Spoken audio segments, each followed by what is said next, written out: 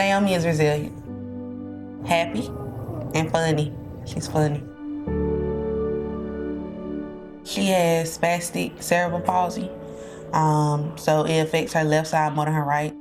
She is nonverbal, and she does not walk. She doesn't sit up independently. There's some challenges, but I think it makes me a better person because it makes me appreciate the small things.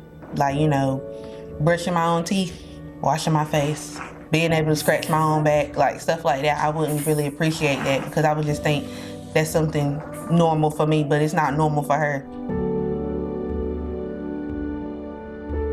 She is nonverbal at this point, but she has a great language that she's developed between her and her mom, and they have what her mom would call inside jokes between them, and that's a very important thing to have. Even though the world accepts and, has compassion for special needs kids, they don't have a lot of things for them for everyday things like grocery shopping or just basic shopping. We don't have a lot of parks around here. There's not a lot of things for immobile kids.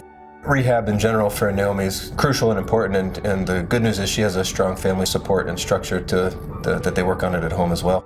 The first time we saw her during her evaluation, she had a very hard time holding her own head up, and now today she can turn and look at a rattle. She can start to initiate being able to roll over. She's starting to gain a little bit of confidence and strength in her core and trunk muscles, so it's fun to watch. While people looking in on her sessions might think they seem easy, it takes 3 to 5 times the energy to function with CP as it does without it.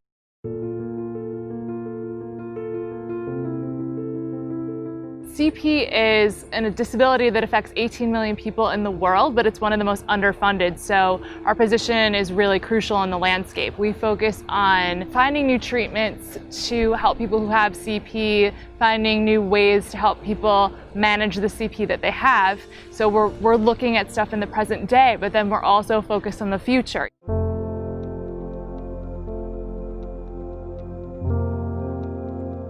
Part of what Cerebral Palsy Alliance Research Foundation's goal is not only to fundraise for research, it's to show that cerebral palsy can be very diverse, with early intervention research and methods, with every nurse being trained to identify CP, and some of our other research. That's the way that we're going to change these individuals' lives so that someone like Naomi at her young age, her smile won't fade because she's going to be making progress, and that's why we're here.